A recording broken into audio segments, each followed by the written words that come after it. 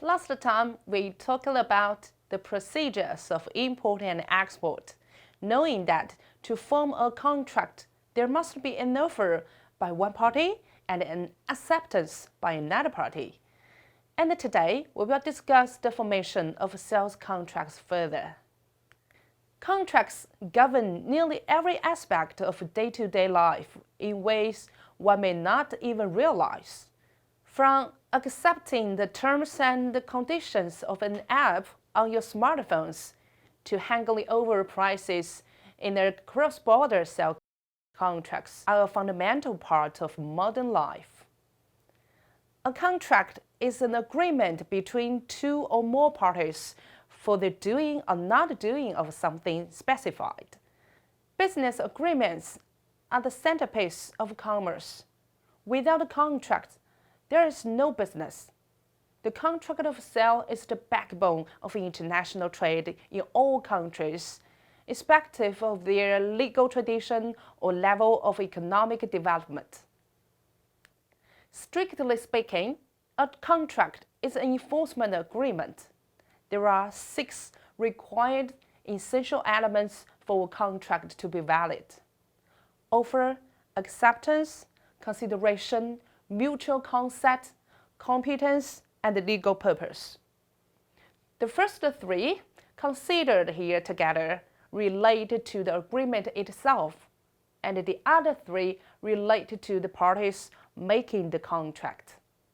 Every contract must include a specific offer and acceptance of that specific offer. Both parties must consent to their free will. Neither party can be coerced or forced to sign the contract, and both parties must agree to the same terms. Implied in these 3 conditions is the intent of the parties to create a binding agreement. If one or both parties are not serious, there is no contract.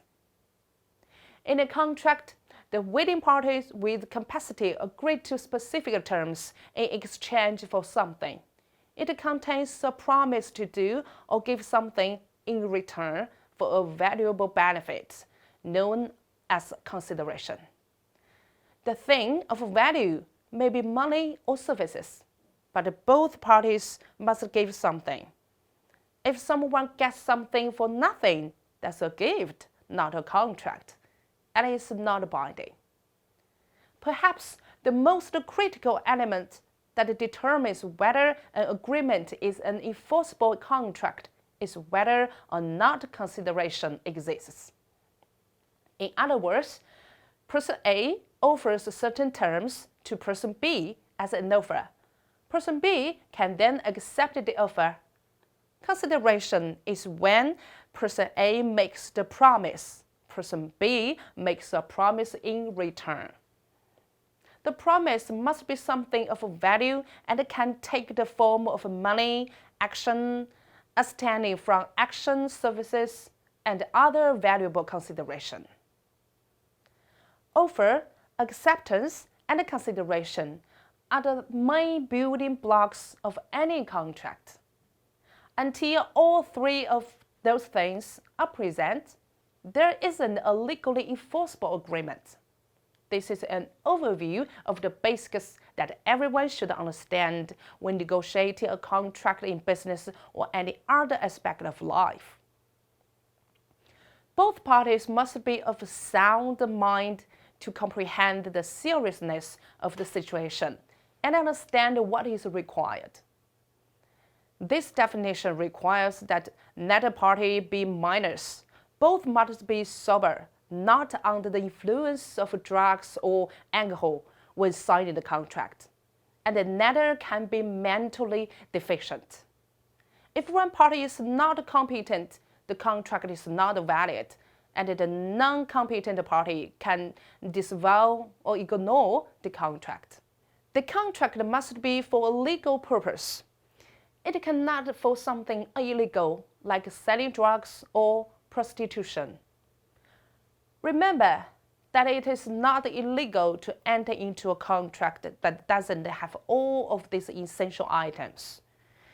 It just means that if an essential is missing in the contract, cannot be enforced by a court. The above elements make an agreement an enforceable contract. When a seller and a buyer come to an agreement, a contract is made for the sale of goods. The sales contract should, at a minimum, identify the seller and the buyer, the quantity and the type of product, delivery time, price, and the conditions of payment. Moreover, the parties may specify any insurance requirements, termination provisions, and the process for resolving disputes. In addition, a well-constructed international sales contract will reference the governing body of law, the forum where any disputes are to be resolved, and the method of dispute resolution, such as arbitration as opposed to litigation. Contract law is a body of law that governs, enforces, and interprets agreements related to an exchange of goods, services, properties, or money. For international sales of goods, the body of law will often be the CISG, the United Nations Convention on Contracts for the International Sale of Goods, known as the Vienna Convention. It is an international set of rules designed to provide clarity to most international sales transactions involving the sale of goods, which is considered one of the core international trade law conventions, whose universal adoption is desirable. Contracts for the international sale of goods should also indicate the terms of sale, preferably one of the 11 incontents, to define who's responsible for what during international and domestic transactions. This will be discussed in the next lecture. Contracts and agreements are important for conducting business for all sizes of companies. In earlier decades, there were few written business contracts, and many business and personal deals were done with a handshake. Such contracts agreed upon by speech alone are known as oral contracts, parole contracts, verbal agreements, or handshake agreements. They are all legally valid forms of contract. With some specific exceptions, a verbal agreement can constitute a binding legal contract. However, all of the conditions previously described offer acceptance, consideration, two or more competent parties, mutual consent, and lawful purpose must be met. If any of those elements do not exist, the agreement fails to rise to the level of a legally enforceable contract. Certain types of contracts require an agreement to be in writing for it to be legally binding and enforceable. The law that mandates these transactions be put in writing, known as the Statute of Frauds, a legal concept dating back to an act of the English Parliament in 1677. Written contracts are not only legally binding documents, but also more enforceable than the oral agreement. Generally, contracts may follow a structure that can include, but not limited to, the following items: title, like sale agreement, equipment transfer, or purchase agreement. The document title should succinctly state the purpose of the contract and be placed at the top of the document for easy reference. The type of agreement may depend on the value of the sale, the nature of the goods, the complexity of the terms of the agreement, and so on. Preamble. The preamble of a contract is the introductory paragraph that identifies the parties to the agreement. It is used to easily show important details of the document, telling the who, what, when, and why of the transaction. In other words, It should tell the reader who the parties to the agreement are, the date of the agreement, and what the parties hope to accomplish by entering into the agreement. Then, it is usually followed by the recitals, which provide some background to the agreement. Body. It is regarded as the most important part of the contract. Usually contains 3 sections: definition clause, basic conditions, and the general terms and conditions.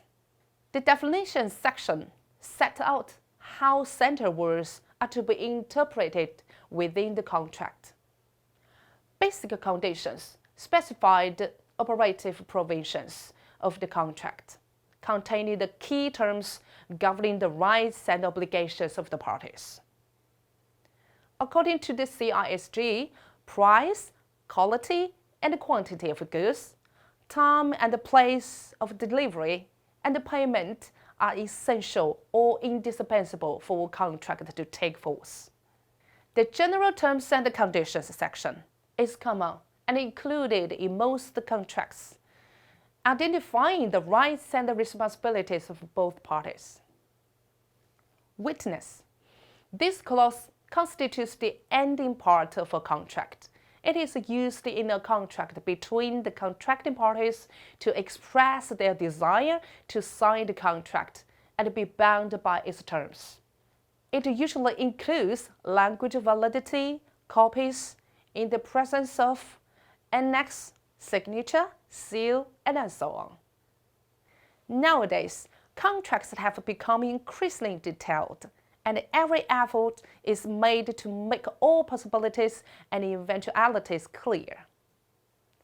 Having a well-written sale of goods agreement can help protect one or both of the parties in case there is a problem with the sale. That's the sales contract. Let's meet again.